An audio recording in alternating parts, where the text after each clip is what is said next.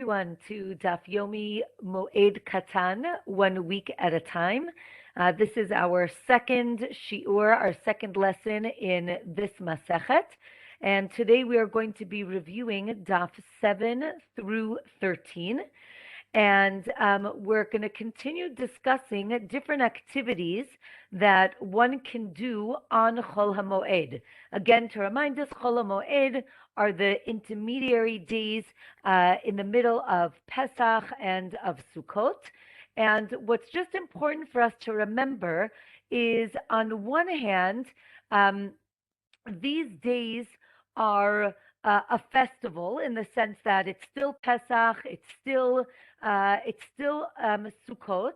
On the other hand, it's not like the first or the last day in the sense that you're allowed to use electricity, you're allowed to, use your computer, your phones.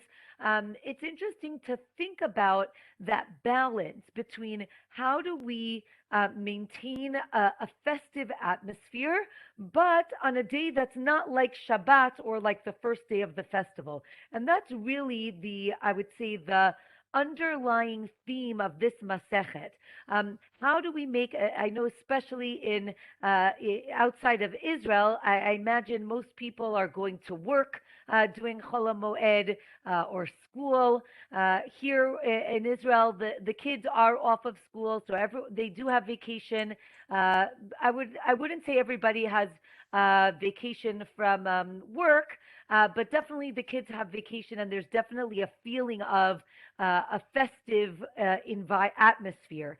So I think just as we go through today's lesson, just to think about that idea of wanting to maintain a festive atmosphere during Chol HaMoed, meaning throughout the Pesach and Sukkot holidays. Okay, so let's get moving.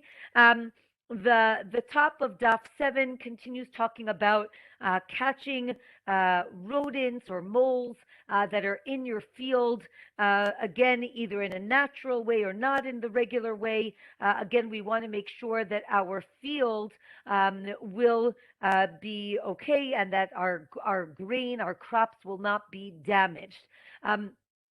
Another concept I just want to bring up again, we mentioned it last week, but we'll see it more often, we'll see it more as we learn today, is the sages were very sensitive to a loss of a financial loss.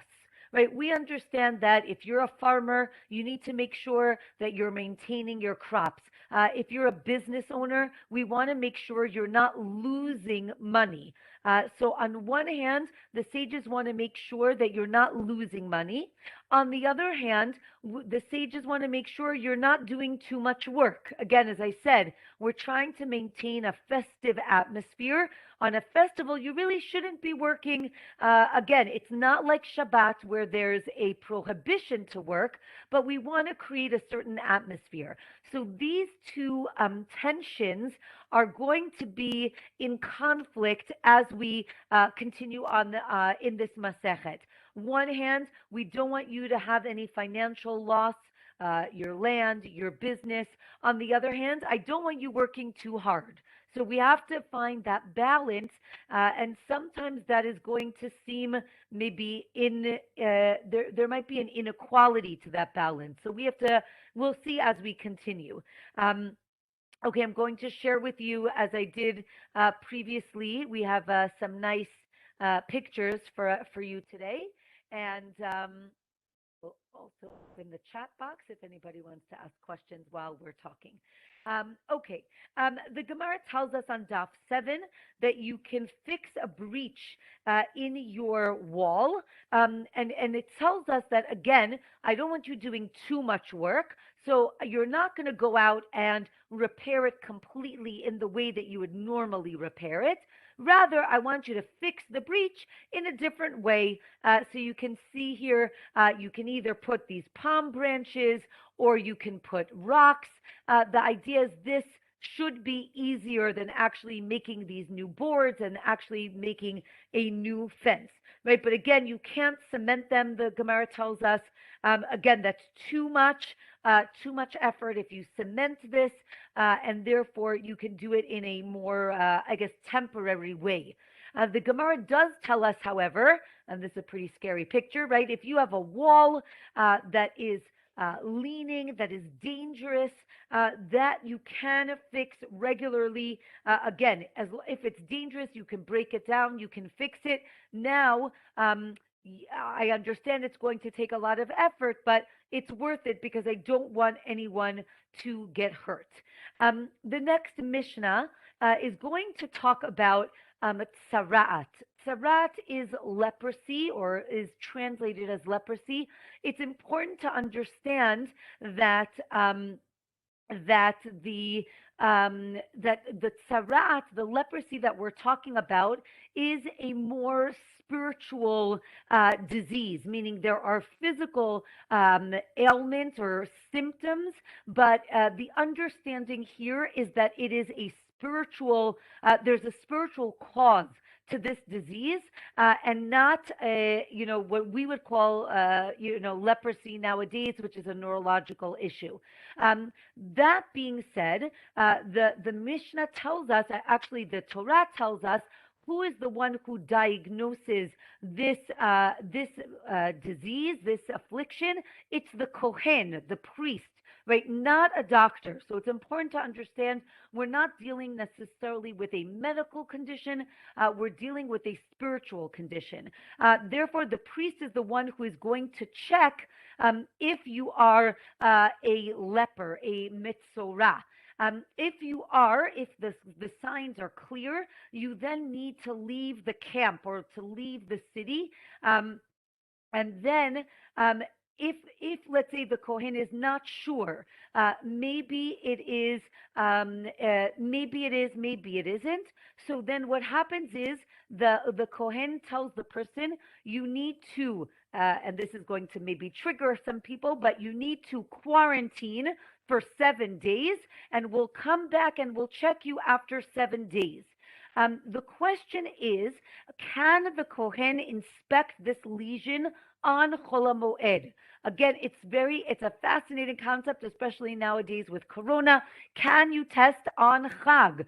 It's going to make you happy. It's going to make you sad. Are we allowed to test? Again, I'm not talking about on Shabbat. Well, I'm not talking about the physical action of testing, but the result of that testing.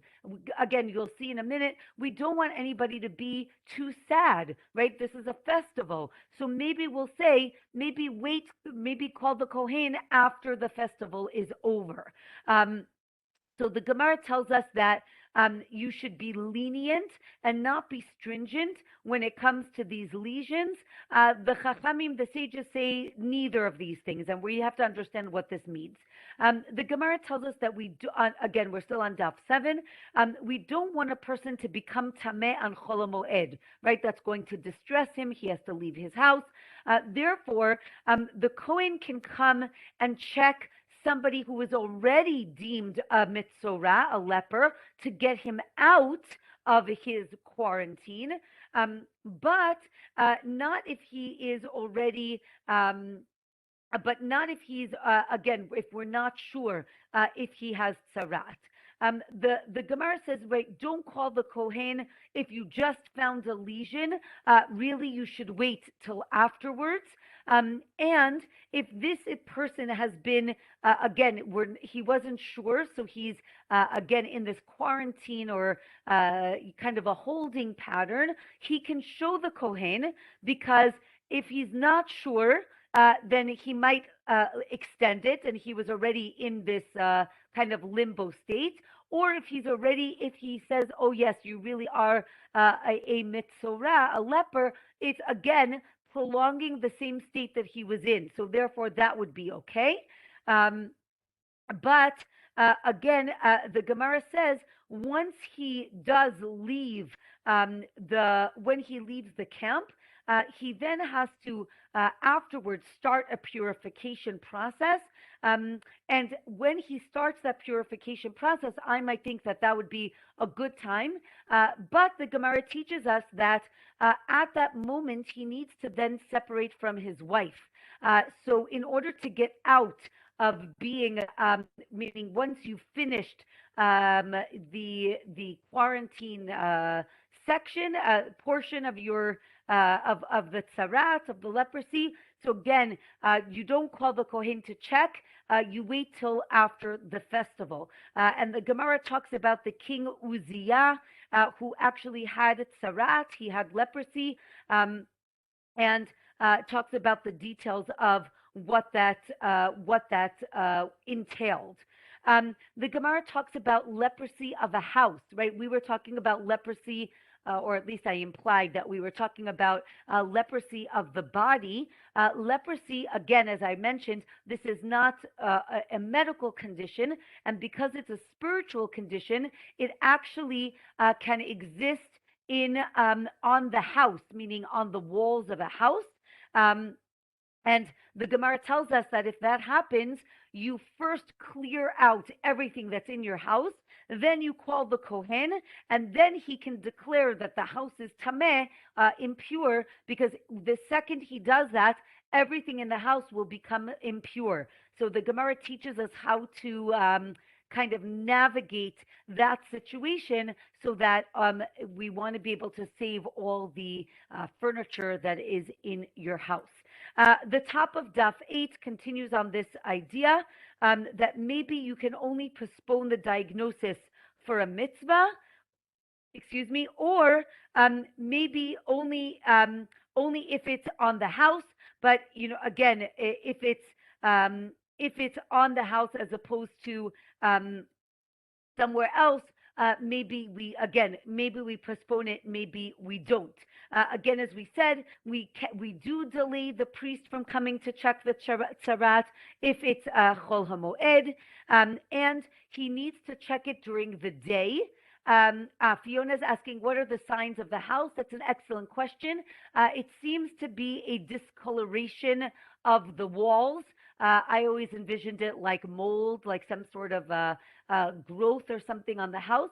But something, again, some sort of sign that the Kohen understands and recognizes.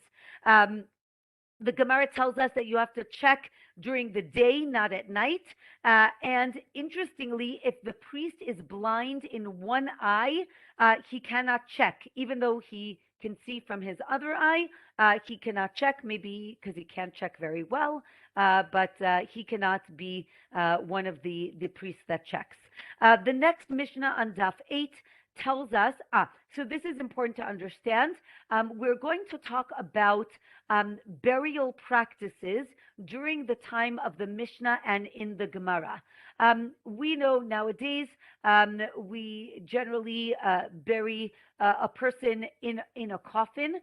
Interestingly, in Israel, that is not done. The person is actually wrapped in a talit, in a prayer shawl, and then placed directly in the ground. And that person is buried, and that's basically the end.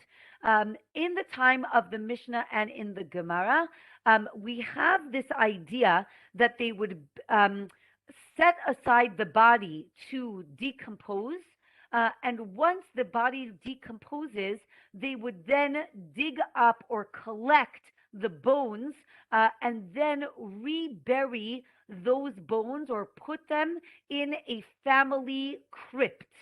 We'll see a picture of that in a minute. But there is, and interestingly, those of you who are familiar with the Chumash, the Bible, the Tanakh, many times it says that he was gathered in with his forefathers or his fathers. This is a kind of a symbolism of this idea that they actually did gather the bones and put them together with the family. So the Gemara tells us that you can gather the bones of of the deceased and rebury them in the family plot on Chol HaMoed, because this gives you simcha, this gives you joy, this idea that the person is now buried with his ancestors. Or the Mishnah says, and I think very clearly, no, what do you mean? It's very sad, right? Again, you're engaging with burial. It's a very sad moment, and therefore you can't do it. The Gemara tells us that you cannot eulogize a relative within 30 days of the festival. This is actually something that's done nowadays, right? Somebody who passes away, unfortunately, in the month of Nisan, the month of Pesach, we do not officially give them eulogies because, again, this is the month of happiness, of joy because of Pesach, and we don't want people to be saddened too much, and therefore, generally, the eulogies are much shorter in this time period. So that's just an interesting idea. The Gemara tells us that if you do rebury the bones, you need to what's called sit shiva, right? You need to mourn officially on that day, right? Even though the person has, passed away maybe a year before or 2 years before, if you rebury the body, you need to practice the rituals of mourning, which actually we are going to discuss in this masachet, not today, but this masachet will be dealing with mourning as well. And the Gemara tells us that they used to hire professional eulogizers who would come and eulogize the deceased. And that's something that you cannot do before the festival. And an interesting other idea why you can't do it is the Gemara was concerned that maybe you'll spend all your money that you were saving up for the festival, you'll spend it all on these professional eulogizers, and then you won't have any money for the festival. And again, the other explanation is maybe it will bring you to again eulogize this person on the festival itself, and therefore we want to limit the sadness. The next Mishnah tells us, and as I mentioned here, we'll see. This is what these are called kuchin. Kuchin are, I guess you'd call it a crypt, where they would dig basically a cave, or either they would find a cave or dig a cave, and then dig almost like shelves or like areas into the walls of the rock of the cave, and they would bury the bodies in those kind of holes. So the Mishnah tells us that you cannot dig crypts or graves on Chol HaMoed in preparation for the dead. Yes, Fiona is talking about the ossuaries. Excellent. That is a little bit later that they would actually put the bones in a separate box, which is called an ossuary, where they would each person would get a box, meaning the bones would be collected individually. The Mishnah does describe that before that they used to just actually pile all the family bones together, which is interesting. Actually, my friend Shuli Mishkan wrote about this on Hadran. If you're interested, you can look it up on the Hadran website. She wrote an article about burial practices during the time of the Mishnah and the Gemara. Okay, but the Gemara did say that you can change, let's say, enlarge these burial caves if you need to. You're allowed to make a coffin. You're even allowed to make the preliminary boards of the coffin. Again, anything that needs to be done for the deceased right now is, of course, allowed to be done. Anything that's preparation for after the festival is not okay. Again, as I mentioned, the Gemara explains why can't you dig these burial shelves? Again, it's too much effort. We don't want you to put in too much effort on the festival itself.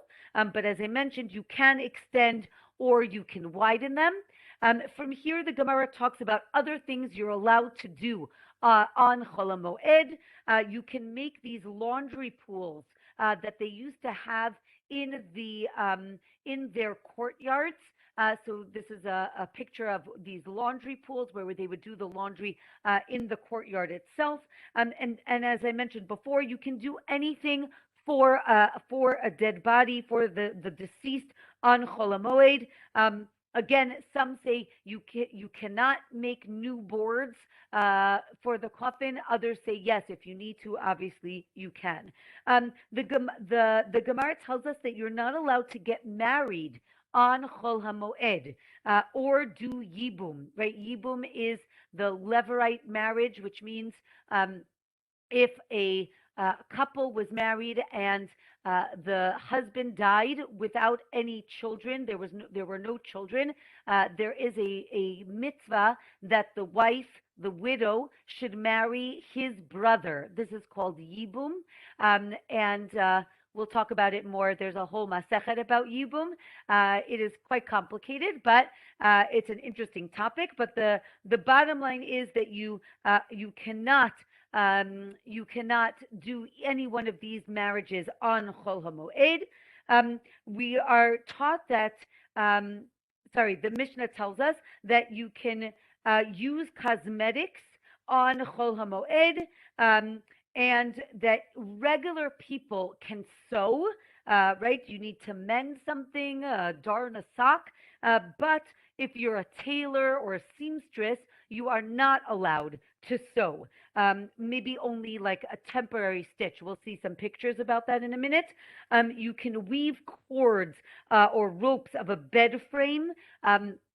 And again, I'll show you pictures in a minute.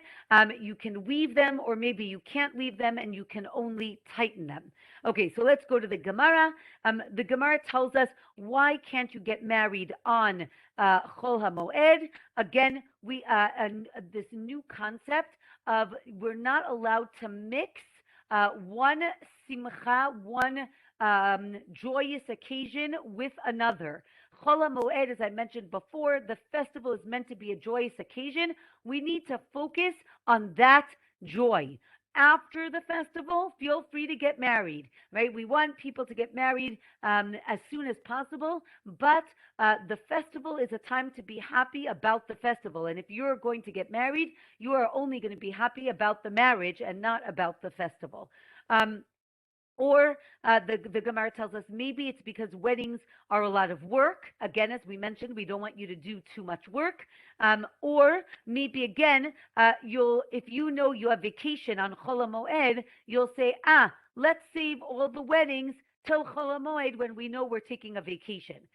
So all of those reasons are reasons that you should get married before or after the festival. The Gemara says you can get married on the eve of the festival, meaning on Erev Pesach or Erev Sukkot, meaning the day before the night of the festival.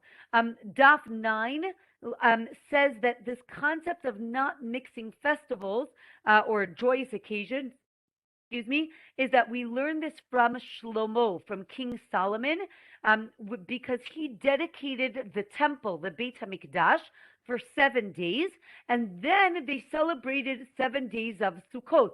And the question is, if Sukkot was right then, why didn't he wait and do everything together? The Gemara says that shows that we need to do it separate. 7 days of celebrating the temple, 7 days to celebrate Sukkot. And the Gemara tells us that on that year, they actually didn't keep Yom Kippur, right? Because if you count 7 days before Sukkot, it's actually Yom Kippur.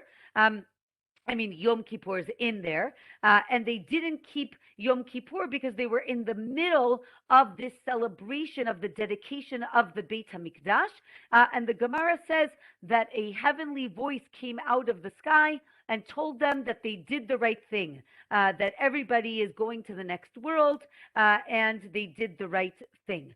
Um, the Gemara continues and talks about this dedication of the.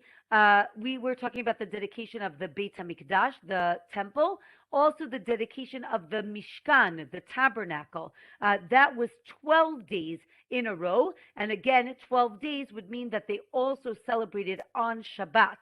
They were bringing sacrifices on those days in order to celebrate the dedication of the Mishkan.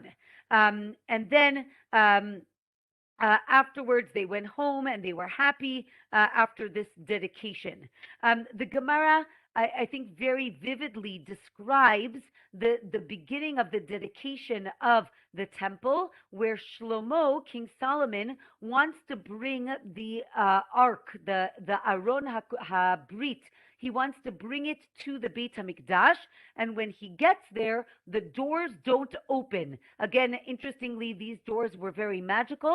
They wouldn't open for him, and the Gemara describes that he sings 24 psalms and these songs to ask them to open up, and he says, right, remember the kindness that you did for David, or the kindness of David, and then the gates opened up, or the doors opened up, and that was a proof that God forgave David for the story of David and Bathsheba, where I'm not going to get into too many details, but there was either seemingly or obvious impropriety with King David and Bathsheba. And here the Gemara tells us that God forgave David, and then the Aron was brought into the temple. And here the Gemara then goes on to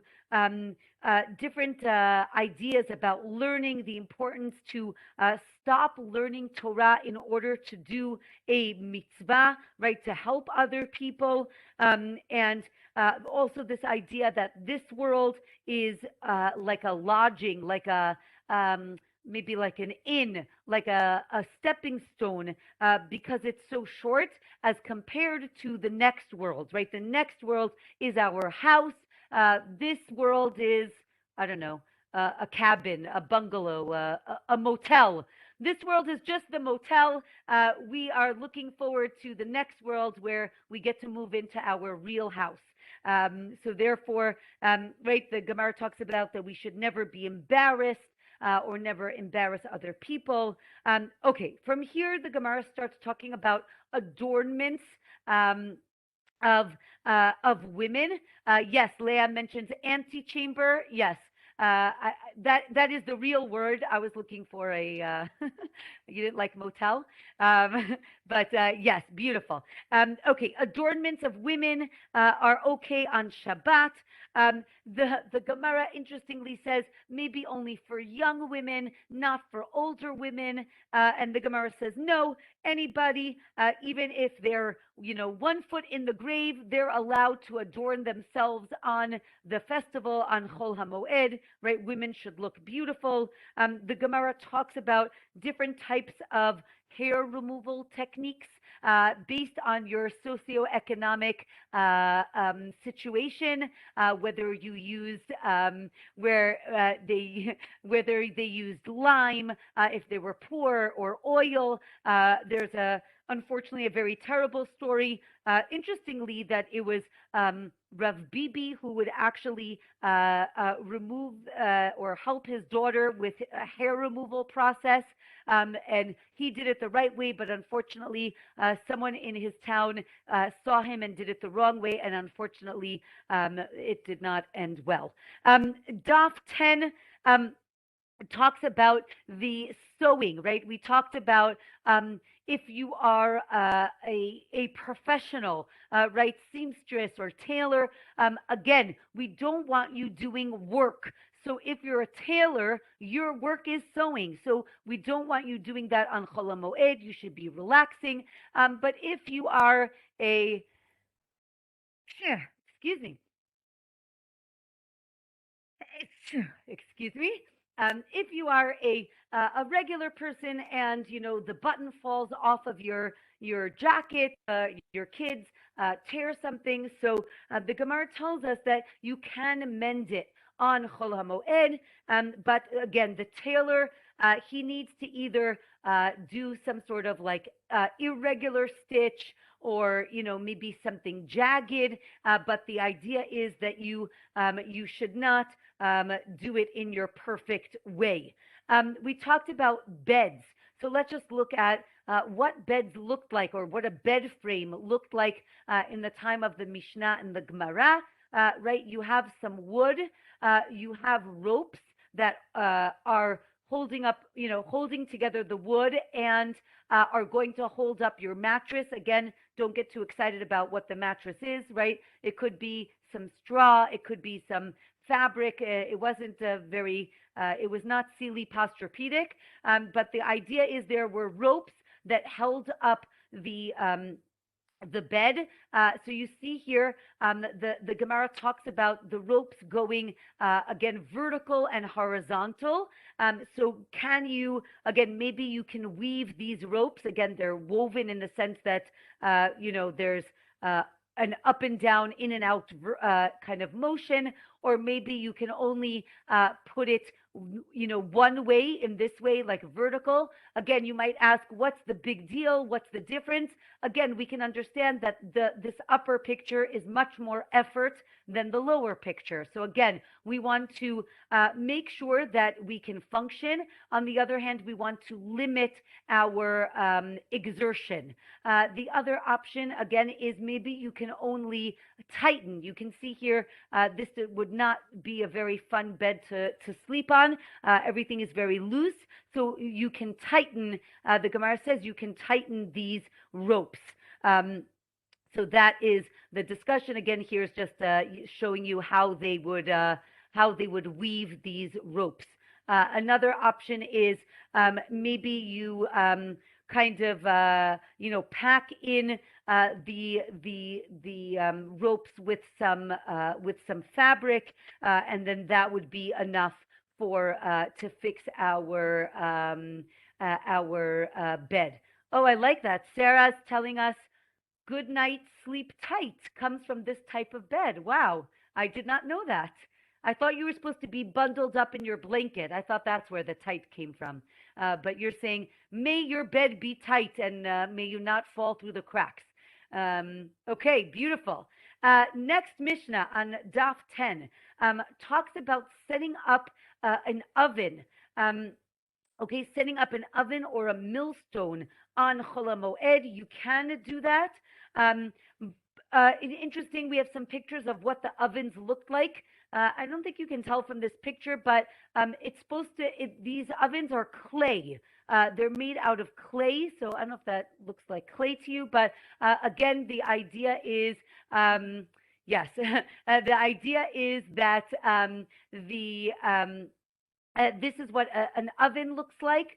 It's made out of clay. You put a fire on the inside, and you put your pots on the top. I like how they put very modern pots up here. The other option, if you remember, of those of you who learned Masechet Shabbat, we did talk about different shapes of the ovens.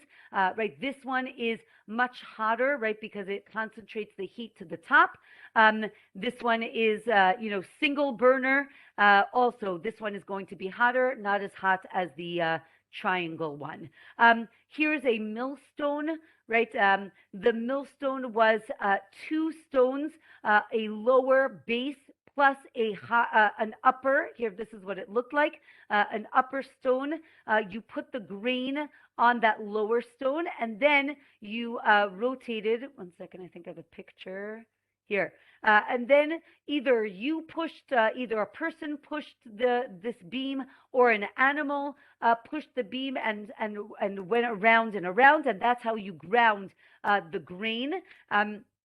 So the Gemara tells us that what are you allowed to do? Either you're allowed to actually set it up, or maybe you're allowed to, hold on one second, if you can see here, the surface is kind of jagged. So maybe you can cut up or groove that bottom stone so that that will cause the grain to become ground.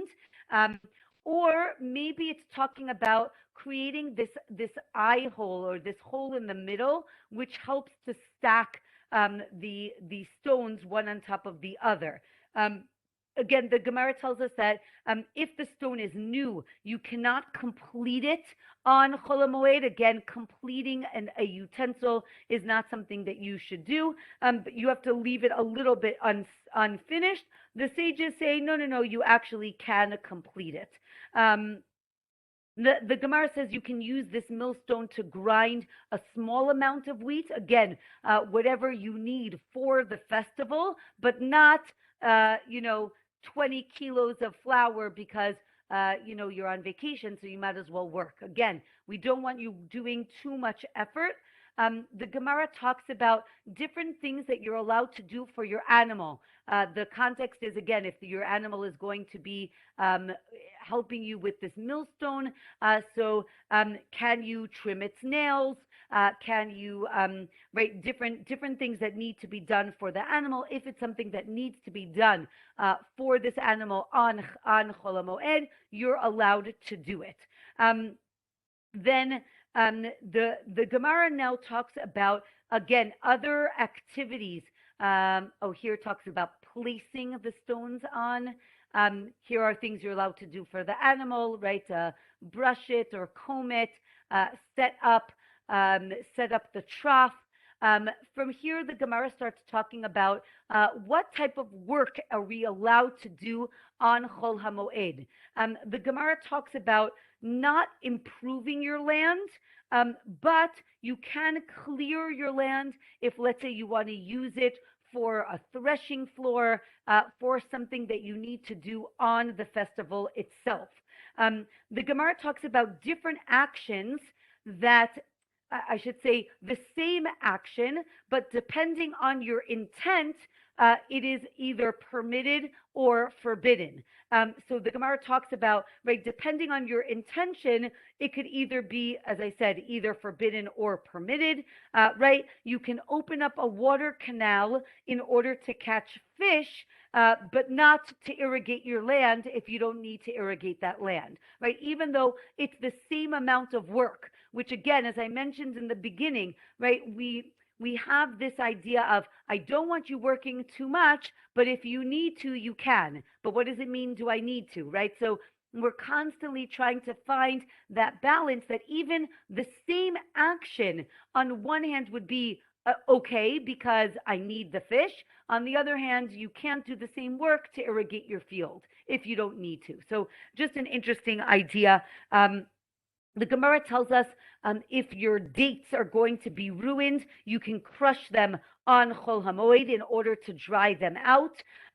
You're not allowed to do business dealings on Chol HaMoed. But again, if you're going to lose money, then you are allowed to. So that's, again, very interesting.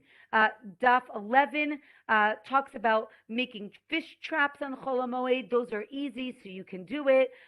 Bird traps are a little harder, so maybe less. We talked about making ovens. Can you make new ovens or not? Right, again, literally to plaster these ovens. The Gemara says on Pesach it's okay because it's hot, so the clay will dry before the festival. For Sukkot, it might be cold, it might be rainy. You making a new oven is going to get ruined on the festival, and therefore that's too much activity for the festival itself. The next Mishnah talks about making a railing for a roof or for a balcony. We're going to see pictures of that in a minute, because that's very common, so that's okay. Here, hold on, I'll actually show you the pictures now. Here's the roof, right? So you can make a fence. Again, the Gemara talks about not doing it exactly the way you would normally do it. You do it in a little bit of an easier way or a temporary way. The same thing with the balcony. I don't know, this looks a little dangerous to me, but you can put up stones, but I don't know, don't let your kids play outside. That looks scary. Then the Mishnah tells us about fixing cracks in the oven. Um, I actually was thinking that the crack is on the oven itself. This seems to show a crack on the floor. I'm not sure if there's really a distinction or not, but in my mind, I kind of saw the crack in the oven itself. But either way, the Gemara talks about fixing cracks. It says that you can plaster cracks with you can use like this roller. You can use your hand, like to fix it. You can use your foot if you wanted, but you're not allowed to use a professional tool, right? So I forgot what this is called, right? But some sort of like spatula kind of thing, or right that you're not allowed to use because again, then it becomes professional, and that is something that you should not do. The Gemara talks about fixing a door. It's just interesting to understand again, what did doors look like in the time of the Mishnah and the Gemara? You can see here, let's make it a little bit bigger. There's like a hinge that went into a hole in the door frame, and that was something that again, you had to rest the door, you had to put the door onto its hinges, literally. So the Gemara says you can fix the door or a lock. Again, the lock, interesting, didn't look exactly like that, but the lock did, generally in the time of the Mishnah, the lock and the key was the lock, basically. But the Gemara says you're allowed to fix these things. Why? I don't want people breaking into my house on Chol HaMoed, right? So again, this is something that's important, and therefore you can do it in the regular way. You don't have to do it in a strange way or an abnormal way or a temporary way. You're allowed to fix your locks. You're allowed to salt small fish, again, to eat them on Chol HaMoed. If you have leftovers, it's okay. And then the Gemara talks about some advice on how to eat fish. So if you want to know that, that is on Daf 11. And with that, we finish the first chapter of Moed Katan. We are now going to start and finish the second chapter. The Mishnah tells us that, hold on 1 minute, here we go. Again, how did they make oil in those days? They used to crush olives. Then they would put them, these circles are actually like a wicker or straw baskets. They would put them in these straw baskets. They would pile them one on top of the other. Then they would lay a very heavy pole with a weight at the end on top of all of these baskets that would compress all of the olives, and then you would get oil. So this is called the korah, and this is an ancient olive press. If those of you who have been to Israel, there are a few places in Israel you can actually see this. Naot Kdumim is actually a biblical botanical garden. You can see this. There's a city up north called Katzrin. It's a Talmudic village, so they recreate this as well. Okay, so with that introduction, the Gemara tells us that what happens if you prepared all of this to make your oil, and then unfortunately a close relative passes away, and now you are a mourner. We are going to see in this chapter and later on that mourners are not allowed to go to work. They need to be focused on the deceased, on the rituals, and therefore they cannot work. The Mishnah also says, what if you hired workers? Again, you prepared all of the olives, you hired workers, and now the workers never showed up. And now you have all of these olives sitting and waiting to be pressed, and now it's Chol HaMoed. So again, just to remind us, the Mishnah is talking about two separate cases. One is the mourner, and one is a regular person on Chol HaMoed. Both of them are not supposed to be working. What do? The first opinion is you can put that first beam on the olives and begin the pressing process.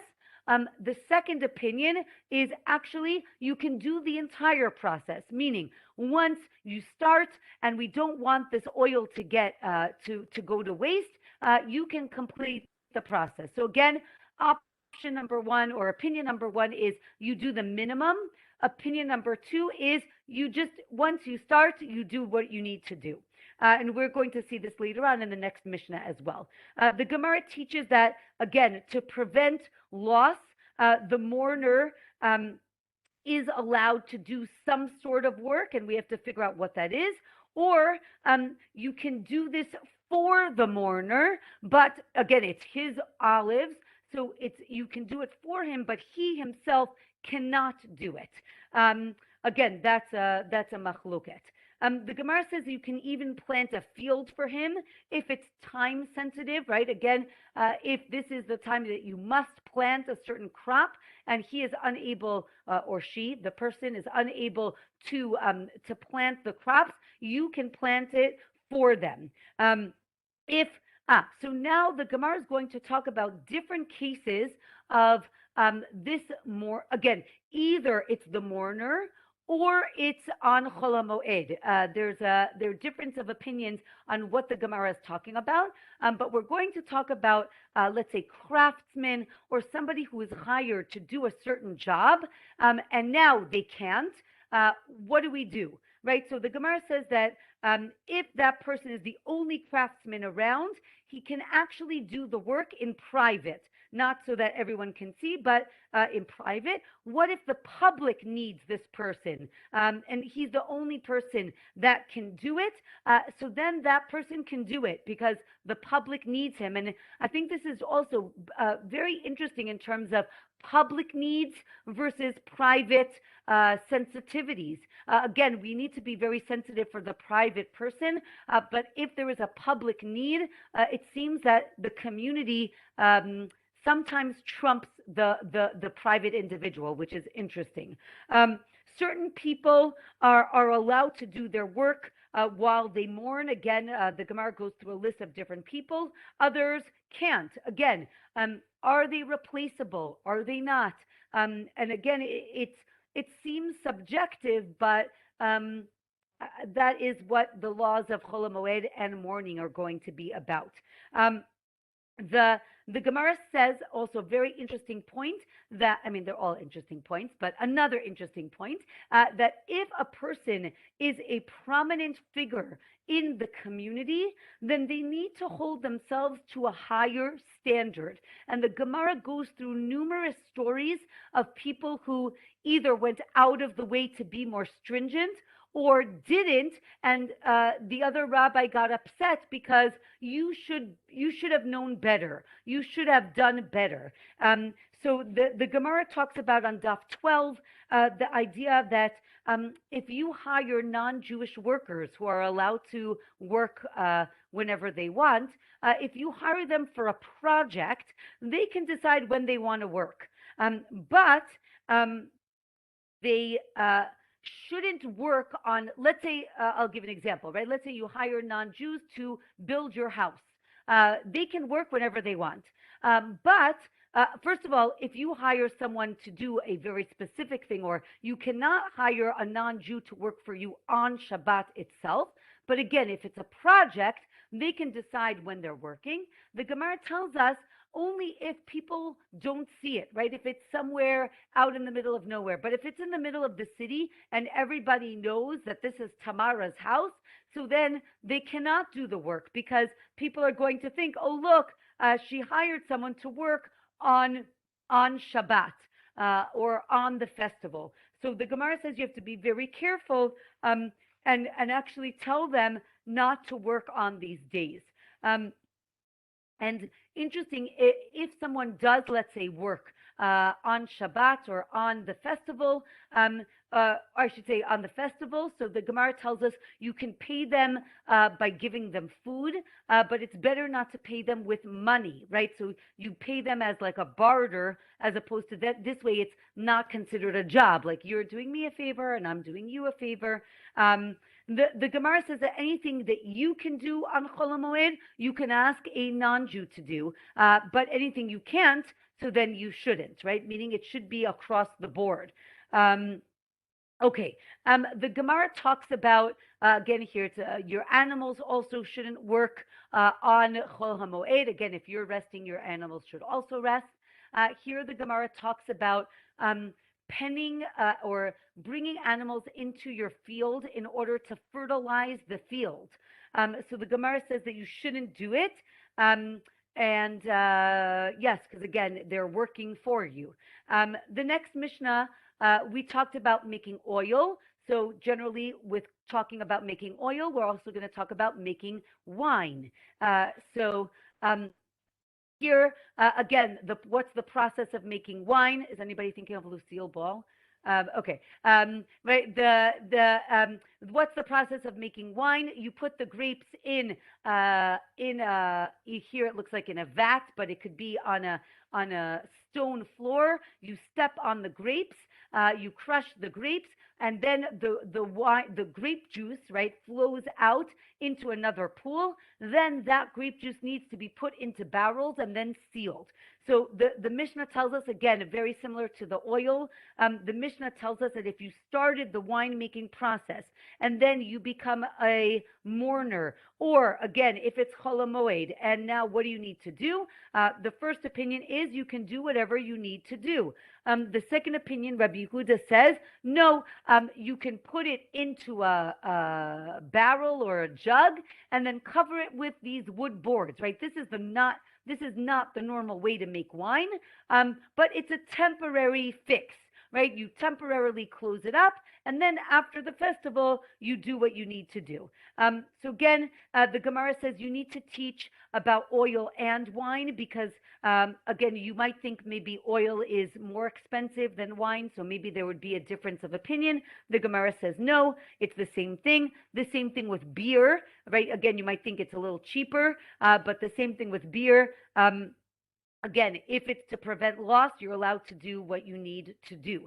And here the Gemara says straight out that the laws of Chol HaMoed are very unique in the sense that you can't learn one from the other. It gets very complicated because it doesn't seem that there's consistency throughout all the laws, and therefore you need to learn each law individually and separately. Okay. The Gemara says that you can do anything to save your produce, maybe not if it's still attached to the ground, meaning you haven't harvested it yet. The Gemara says if you are starving, you are allowed to harvest your produce, right? Again, if you need that food or if you need to sell it to make money to eat, then that would be okay. The Gemara talks about tricking, right? Like, what if I say, oh, I need some beer, even though I have some old beer, but I want new beer. So can you trick, right? And say, oh, I really need it, and then make maybe a little bit extra. And now all of a sudden I have more and leftover. Again, one opinion is no, by the letter of the law, you should do what you need and not anything else. Some say that, once you're already doing it, okay, you can do a little bit extra. So it's an interesting discussion. The next Mishnah on Daf 12 talks about bringing in your produce into your house because you're scared it's going to get stolen. Again, I'm balancing. I need to prevent loss.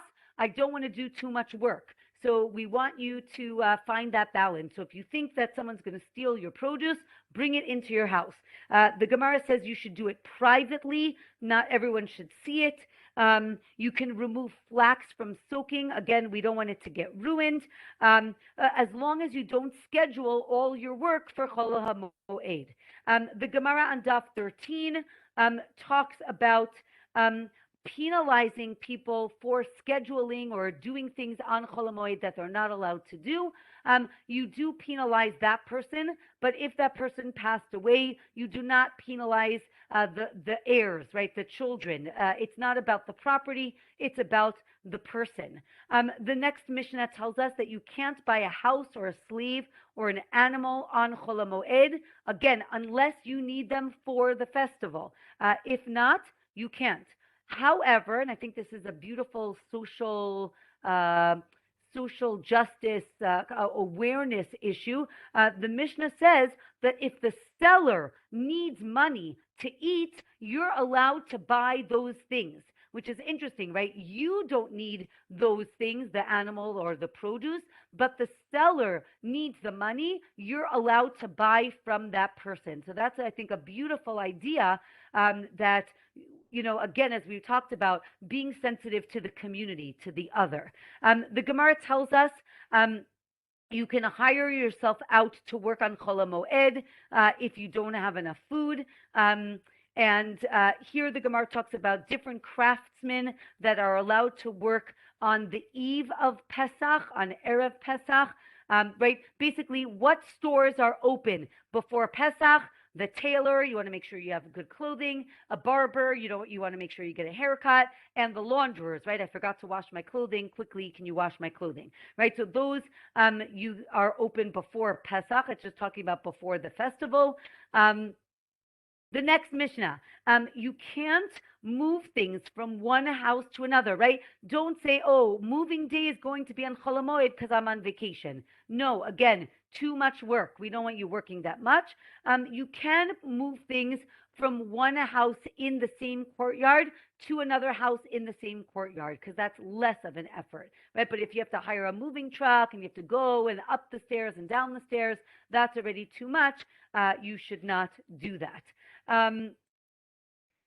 Okay. Next, the next Mishnah. You can cover. Oh, we have some pictures. Hold on. Here are some figs.